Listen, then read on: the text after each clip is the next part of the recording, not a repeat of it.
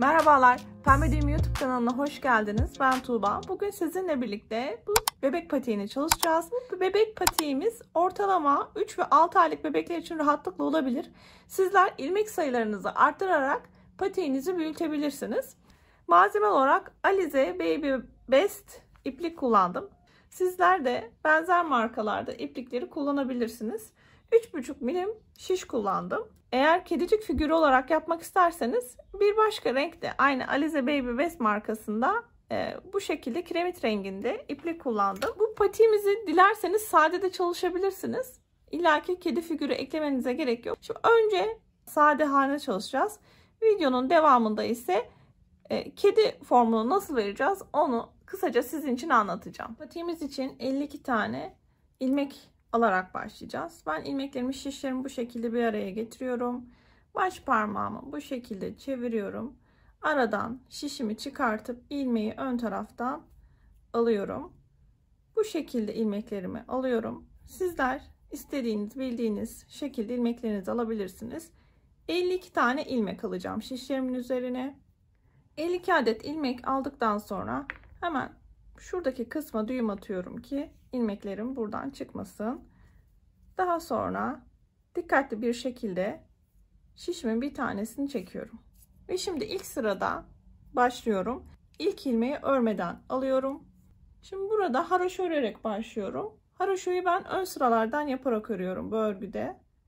İlk ilmeğimi örmeden aldım. Diğer ilmekleri ön kısımdan, diğer tabirle ters olarak örerek sıra sonuna kadar devam ediyorum. Birinci sıramı bitirdim. Örgümü çeviriyorum. İkinci sıra, yani arka tarafındayım ilk sıramın. İkinci sırada yine bakın ilmeğimi örmeden alıyorum. Burada haroşa dediğimiz örgüden öreceğiz. Haroşa örgüyü ben bu örgüde her iki kısımda da ön yüzden örerek öreceğim. Yani ters örgü dediğimiz. İkinci sırada da ilmeklerin sonuna kadar ters, yani ön yüzden örerek devam ediyorum. Bakın ön yüzdeyim. Üçüncü sıradayım şu anda. İlk haroşa sıramız oluştu. Yine ilk ilmeğimi örmeden alıyorum. Diğer ilmekleri ön taraftan, yani ters olarak örüyorum. Çünkü haroşa örgüme devam ediyorum. Arka yüzünden de önden öreceğim. Bu şekilde 5 diş haroşa örgüsü olana kadar örgümüze devam edeceğiz. 5 diş haroşa örgümü tamamladım. Şimdi tekrardan ön taraftayım. Burada örgümüzü 3 eşit parçaya böleceğiz. 52 tane ilmeğimiz vardı. 20 ilmek başta, 12 ilmek ortada, 20 ilmek de sonda olacak. Şu kısımları ters örgüyle öreceğiz. Diğer tabirle ön taraftan öreceğiz. Ortadaki 12 ilmeği ise düz örgü yapacağız. Dilerseniz hemen örmeye başlayalım. İlk ilmeğimi yine örmeden alıyorum. Diğer ilmeklerimi yine haroşa olacağı için ön kısımdan alarak örmeye devam ediyorum. 20 tane ilmek öreceğim. 20 ilmeğimi ördükten sonra hemen buraya bir belirleyici takıyorum. Ve şimdi ortadaki ilmekleri düz bir şekilde arka kısımdan örüyorum. 12 tane ilmeği düz örüyorum. Tekrardan bir belirleyici takıyorum. Şimdi kalan 20 ilmeğimi de haroşa ön kısımdan örerek sıra sonuna kadar devam ediyorum. Bu sıramın arka kısmındayım. İlk ilmeğimi yine örmeden alıyorum. Arka kısımda şimdi bütün sıraları ön taraftan öreceğim. Evet, şimdi tekrardan örgümün ön yüzündeyim. Artık bu sırada eksiltmelerimize başlayacağız. Şimdi şu kısımda 20 tane ilmeğimiz vardı. Son 2 tane ilmek kalana kadar ön taraftan haroşa örgümü örmeye devam edeceğim. Yine ilk ilmeğimi örmeden aldım. Diğer ilmeklerimi ön yüzünden alıyorum. Son 2 ilmek kala bu 2 ilmeğimi de ön taraftan eksiltme yaparak örüyorum. Ve orta kısma geçiyorum. Aynı şekilde 12 ilmeği öreceğim. Orta kısımlarda hiçbir arttırma eksiltme yapmıyorum. Şimdi diğer kısma geldik. Üçüncü kısma. Burada eksiltmeyi şu kısımdan yapacağım. İpliğimi öne getiriyorum. Ön kısımdan 2 ilmeğimi eksilterek başlıyorum. Kalan ilmekleri önden haroşa örmeye devam ediyorum. Evet, bu kısmın arka örgüsündeyim. Burada tüm ilmekleri ön taraftan öreceğim. İlk ilmeğimi yine örmeden alıyorum. İpliğimi öne getirip ön kısımdan sıra sonuna kadar tüm ilmekleri bu şekilde örerek devam ediyorum. Eksiltmelerde ikinci sıradayım. Ön yüzdeyim.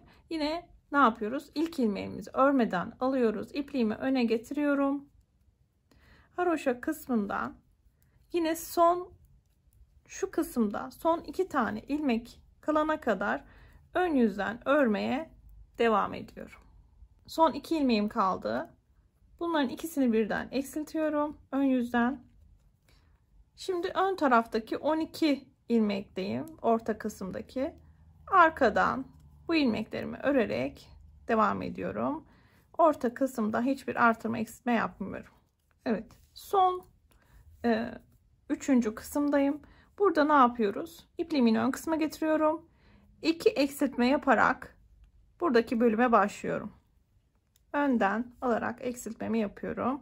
Ve kalan ilmekleri ön taraftan sıra sonuna kadar örerek tamamlıyorum. Bu sıranın yine arka yüzünde ilk ilmeğimi örmeden alıyorum. Ters örgüyle sıra sonuna kadar devam ediyoruz. Örgümün yine ön yüzündeyim ve eksiltme bölümündeyim. Bakın şöyle bir görüntümüz oluşuyor. Orta kısımda düz ördüğümüz yerler, her iki tarafta da haroşa örgümüz. Eksiltmeleri de yapmaya başladık. 2 sırada eksiltme yaptık. Şimdi şu kısımda 20 ilmekle başlamıştık. Hatırlarsanız bölümleri ayırdığımızda burada 13 ilmek kalana kadar hem şu kısımda hem şu bölümde 13 ilmek kalana kadar eksiltmeleri devam ediyoruz. Eksiltmelerimizi birinci bölümde şu kısımda son 2 ilmekte, son bölümde de ilk 2 ilmeği alarak yapıyoruz. 13 ilmek kalana kadar devam. Arka yüzleri ise hep ön kısımdan alarak örüyoruz. Yani ters örgü yaparak örüyoruz. Patiğimizin eksiltmelerini tamamladık. 13 ilmek bu bölümde, 12 ilmek ortada, 13 ilmek de son bölümde kaldı. Şimdi patiğimizin lastik kısmını örmeye başlayacağız.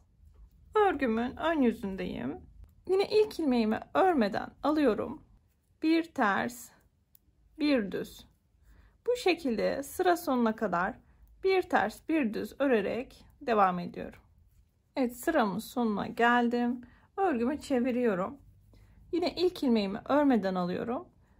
Bu sırada da ters gördüğüm ilmekleri ters, düz gördüğüm ilmekleri de düz öreceğim. Ben bir sonraki sıraya geçtim. Ön yüzdeki sıradayım. Yine aynı şekilde devam ediyorum. Düz gördüğüm ilmekleri düz, ters gördüğüm ilmekleri ters örüyorum. Böylece lastik yapımında bir sıra düz, bir sıra ters yaparak ince bir lastik oluşturuyoruz. Evet, lastik kısmını da tamamladık. Şu anda ön yüzündeyim örgümün. Yaklaşık 8 santim kadar lastik kısmını da ördük. Şimdi artık kesme işlemini yaparak patiğimizin örgü kısmını bitireceğim. Kesme işlemi ben ön yüzündeyim. 2 ilmeğimi alıyorum. Arka kısmından eksiltiyorum. Eksilttiğim ilmeği tekrardan takıyorum şişimin üzerine. 2 ilmeğimi alıyorum. Arkadan eksiltiyorum. Şişimdeki ilmeğimi tekrardan takıyorum. Bu şekilde sıra sonuna kadar ikişer ilmek eksilterek tüm ilmeklerimizi kesiyoruz. En son ilmek kaldı. Şimdi dikiş için uzunca bir iplik bırakıp kesiyorum. Örgümün arkasını şu şekilde çeviriyorum. İlk önce kenar kısımlarını dikeceğiz. Kenar kısımlarını dikerken şuradaki loblarını alarak dikeceğim.